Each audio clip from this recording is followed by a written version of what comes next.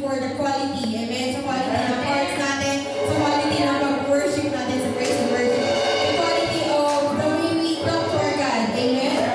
And today we are going to sing. We're gonna clap our hands. We're gonna stomp our feet just to worship our God. We're free to worship our God. Amen? Come on, 6 days kayo nagtatrabaho tapos 1 day kayo na dito sa church. Hindi ko na go for it. So, right now we're gonna press on to our worship our God. Amen?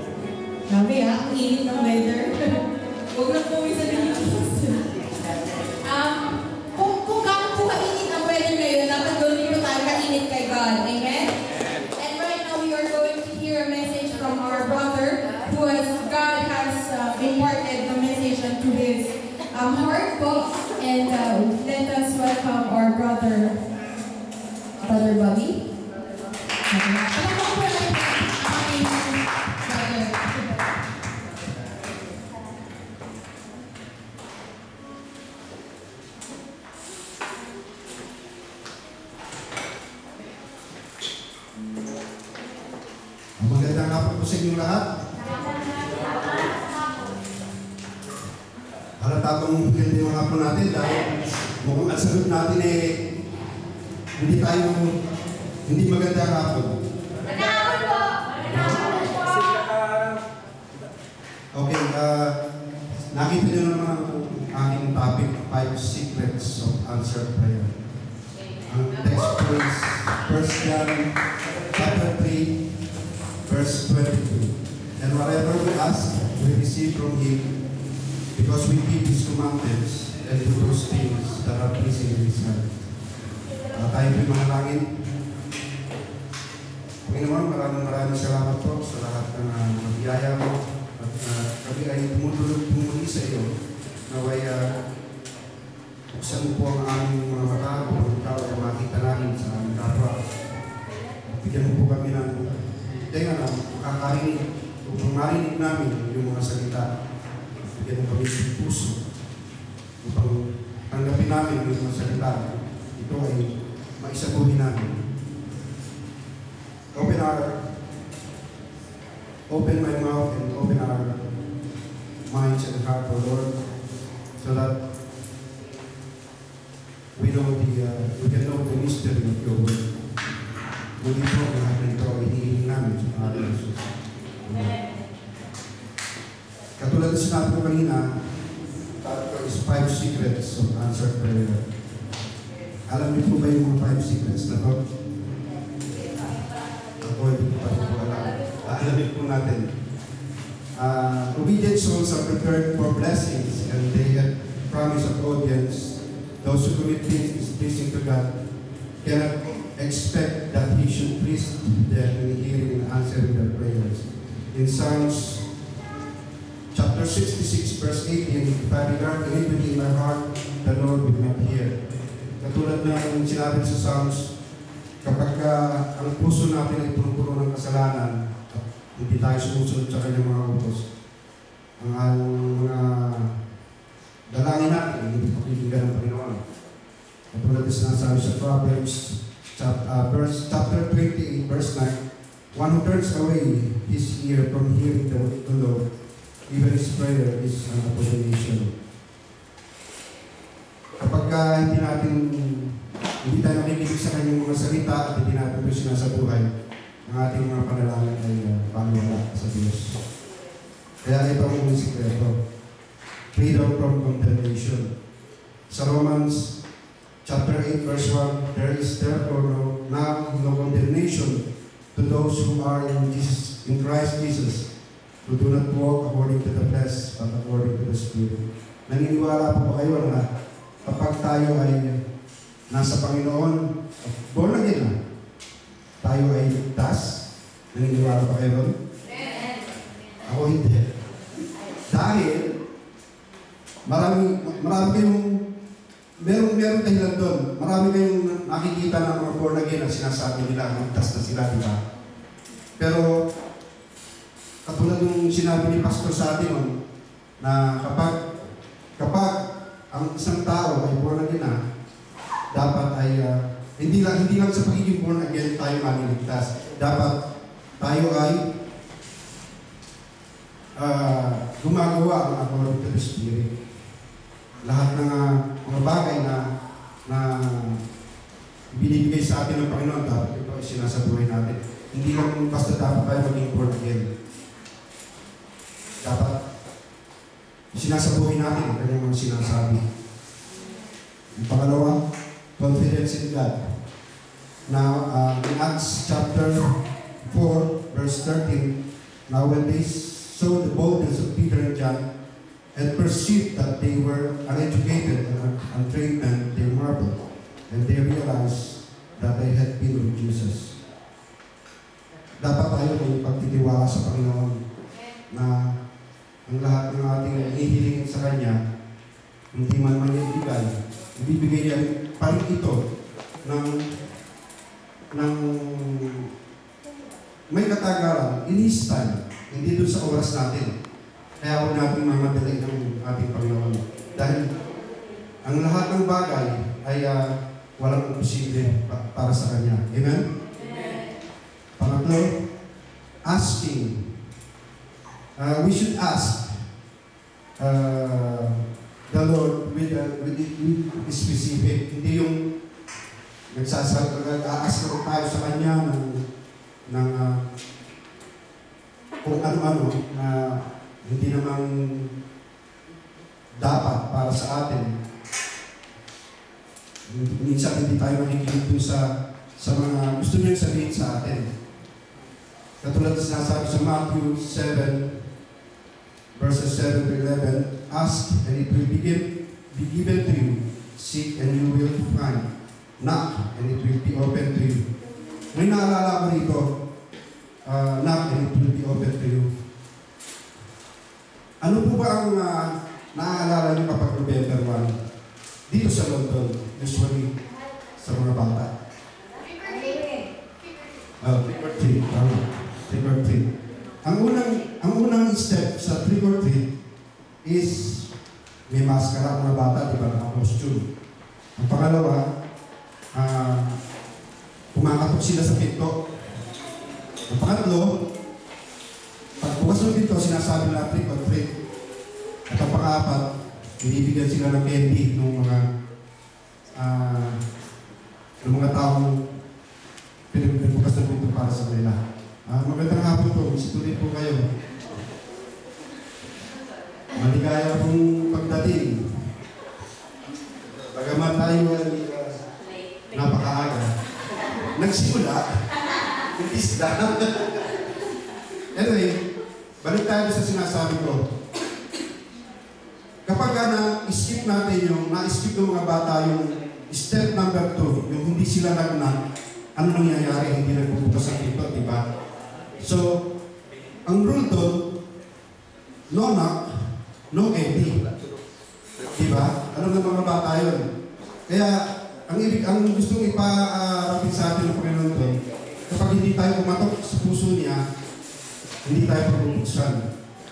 Katulad ng sinabi niya rito, knock and it will be open to you. Kaya, matuto tayo kumatok para mabigyan tayo ng candy. Amen? Pang-apat, keeping His commandments.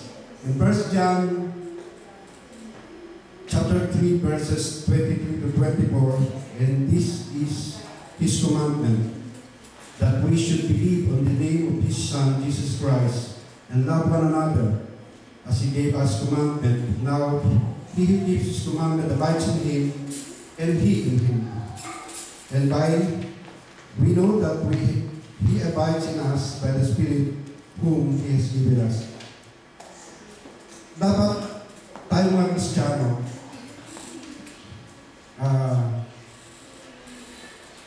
naniniwala sa unang-una sa Panginoong Hesus na Siya ang nagligtas sa atin sa ating mga kasalanan.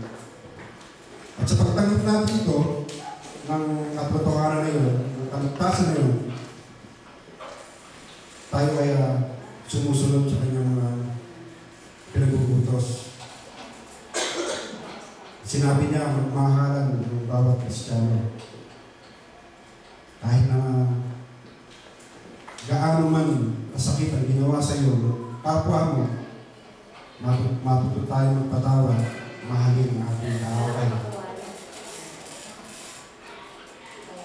Especially kapag nagbigay tayo ng unconditional love, yung walang mga kondisyong pagmamahal sa ating kapwa, doon mapiplis ang Panginoon sa atin. At ang pang-lima, pleasing God. Sa Hebrew chapter 11, verse 6, but without faith, it is impossible to please Him, for he who comes to God must believe that He is, and that He is the rewarder of those who diligently seek Him. Sinabi ni St. Augustine, ang pananampalatayang walang gawa ay patay. Sa bawat panalangin natin sa ating Panginoon, dapat mayroon din tayong ginagawa doon sa ating ipinapanalangin sa Kanya. Katulad halimbawa na lang ng ang isang ilustrasyon doon is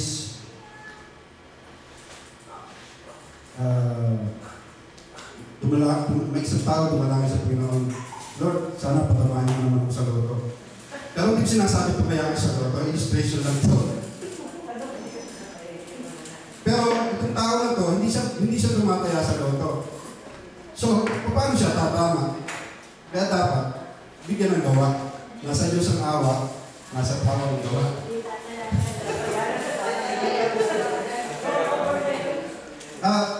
Meron pala akong isang nakalimutan dun sa balik tayo sa asking. Yung minsan kasi, dumadalangin tayo sa ating Panginoon, hindi natin sinasabi tawag dito, minsan nahihiya tayo sa kay Lord, lalo na kapag sinusulat natin sa ating prayer petitions, yung ating panalangin sa Kanya, minsan di natin sinasabi yung totoo. Imbis na sabihin natin yung totoo, kung ano ang susulat natin. Naalala ko tuloy yung nangyari sa akin sa Dubai, na kumakain kami sa isang fine dining restaurant. Sabi ko, fine dining yun. Ang sabi nung pagkatapos namin kumain, marami kami tira. Sabi nung kasama ko, nahihiya siya na sabihin sa waiter na iuwi namin yung pagkain. So ang sinabi niya, waiter, pakibalot mo nga itong pagkain. Papakain ko sa aso namin. Sa loob-loob ko, parang iyapon ito kasama ko ito, sa aso pa. Eto ngayon yung waiter, kinuha. Pagbalik ng waiter, sir, eto na po yung mga pagkain. Dinagdagan ko pa ito ng mga tira-tira namin, yung mga miss-miss namin. Nagulat pati ako. Sa loob-loob ko yan. Hindi ka nagsasabi ng totoo. Kaya yung pagkain na para ibis na kakainin namin sa bahay, nauwi lang sa basurahan. Dahil hindi siya nagsabi na dito. Yun ang point ko. Dapat, pag pananalangin tayo sa ating Panginoon, sabihin natin yung buong buo. Although ang Panginoon kahit na hindi tayo magsabi ng tapat sa Kanya, alam niya kung ano ang nasa sa puso ng bawat isa sa atin. Alam niya kung ano ang mga itinatago natin sa Kristo. Walang nanilihim sa atin. Amen? Ito pa. Pagbalik ako sa number 5 sa pleasing God. Sa James chapter 1 verses 5 to 8, if anyone of you lacks wisdom, let him ask of God, who gives to all liberally and without reproach, and it will be given to him. But let him ask in faith, with no doubting. For he who doubts is like a wave of the sea, driven and tossed by the wind. For let not that man suppose that he will receive anything from the Lord. He is a double-minded man, unstable in all his ways. Napatutok ako dito sa sinasabi nito na double-minded man. Ano ba ang ibig sabihin ng double-minded man? Sigurado. Sa pagsasabi, nakita ko, ang double-minded man is externally godly, but inside is corrupt. Yun ang nakita ko sa pagbabasa ko. Makikita naman natin, di ba? Lalo na dito sa ating prayer meeting na ito. Huwag na tayong lumayo sa mga tao nakikita natin sa labas. Well, let's say, born again.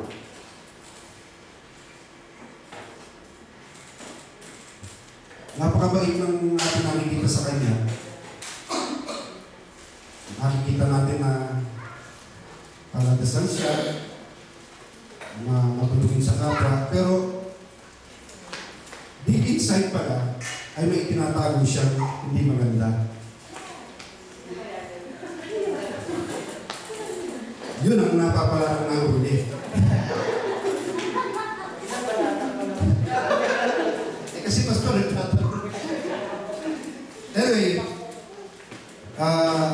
marami ganyan sa atin, lalo na sa Pilipinas, mga double-minded man. Lalo na sa gobyerno, na kapag nahuli, ayun, nagkakasakit, na may picture, ginagawa na lang ang dahilan para magkaligtas sila sa paglilitis. Yun lamang po. Maraming salamat po.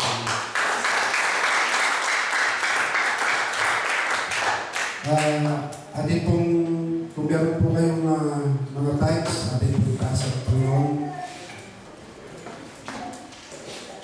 Panginoon, maraming salamat po sa oras na ito. At muli ay binigyan mo kami ng oras upang tumulong sa iyo at magpuri at manalangin.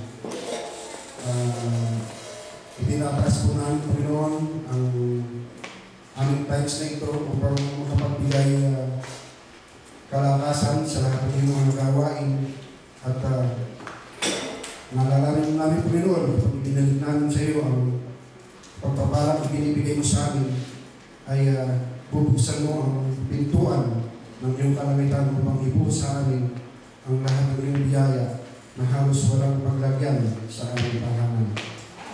Maraming salamat po sa iyo at ang lahat ng ito ay namin sa Panginoon si Jesus. Amen.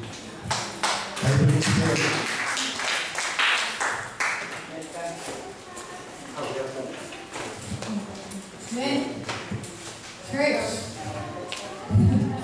Good afternoon po sa mga bagong dating sa church. Sobrang napakaganda po ng weather, di ba? Amen. Nasa po lahat na tumayo.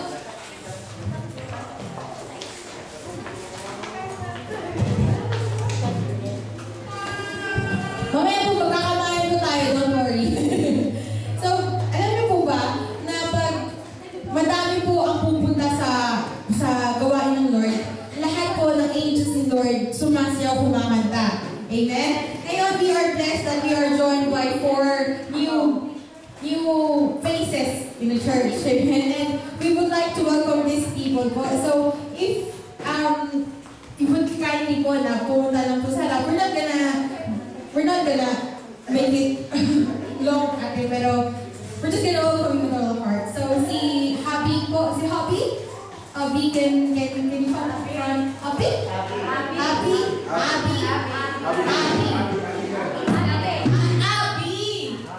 Nakalagay po Happy eh, sorry. Sorry, Happy, can you just come up front? And si Ate Carmel po. Ako nakalagay po, sa Ate. Abdi, sama si Ate Cheryl. Siyempre, namin natin si CCN at si Kuya Vincent po. Yay! Kumapasok natin sila! Na-encourage talaga na pumunta sa harap nila. Especially, napakaganda po ng ating mga new faces. Amen? Palakpakan po natin sila!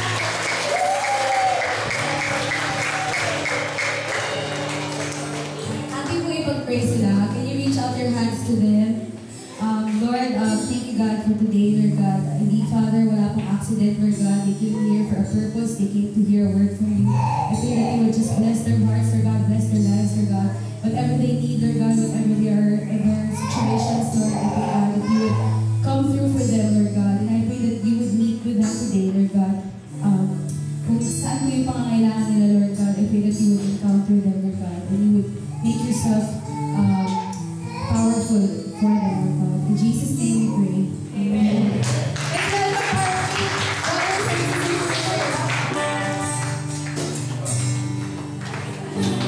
welcome our brothers and sisters. Welcome to the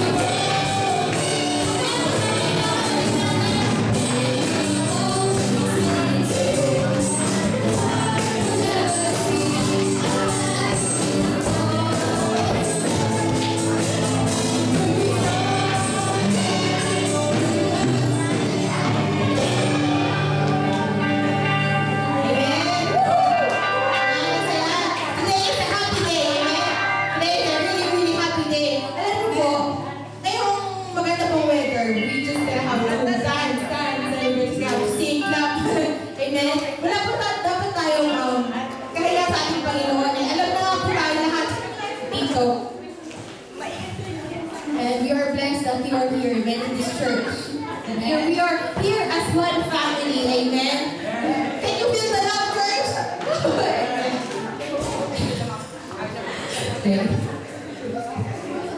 Okay, are you ready to praise God? Amen? Today is a happy day. Let's celebrate the Lord. Amen. Happy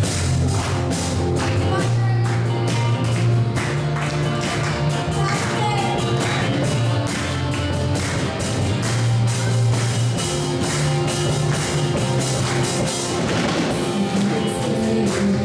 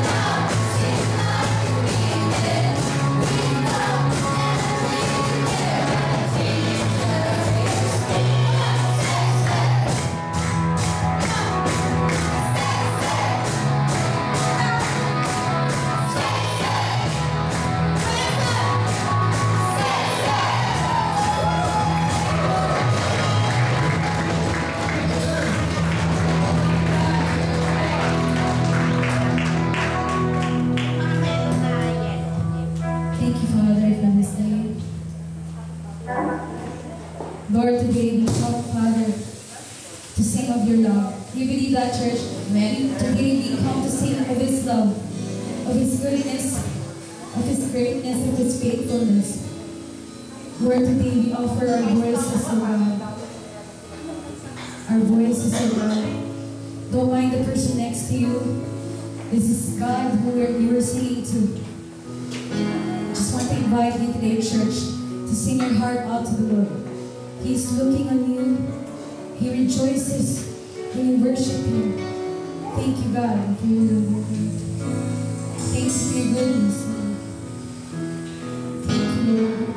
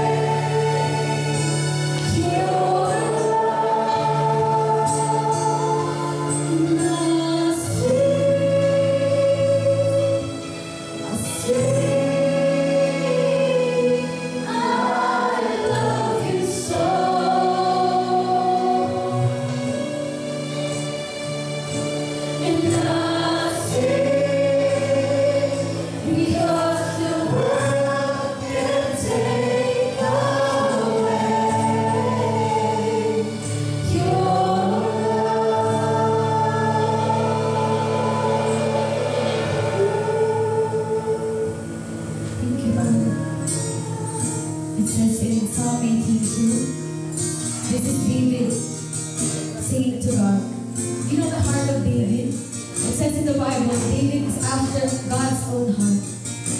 Don't you want that? That you are after God's own heart. Me, I desire to be like God. I want to be after God's heart.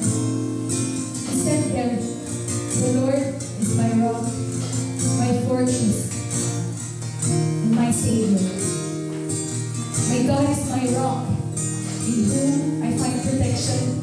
He is my shield, the power that saves me, and my safety. He gives me safety. That's what David said to the Lord. We invite the church, invite the Lord to be your refuge, your strength, your stronghold in times of need. Thank you, Lord.